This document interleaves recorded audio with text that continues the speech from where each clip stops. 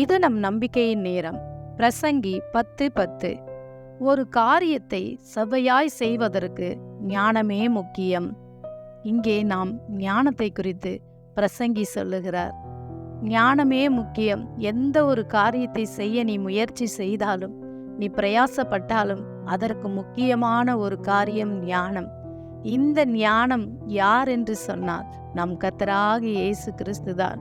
அவரே ஞானமாயிருக்கிறார். ஒரு காரியத்தை நீ செய்ய துவங்கும் முன், அதற்கு முன்பாகவே நீ தேவ ஞானத்தை கேட்டு, ஆலோசனையை கேட்டு பெற்றுக்கொள்ள வேண்டும். அநேகர் இன்று ஞானமில்லாமல் எத்தனையோ காரியத்தை செய்துவிட்டு நஷ்டம், கஷ்டம், இழப்புகள் இதனால் பாதிக்கப்பட்டிருக்கிறார்கள். நாம் அப்படியல்ல.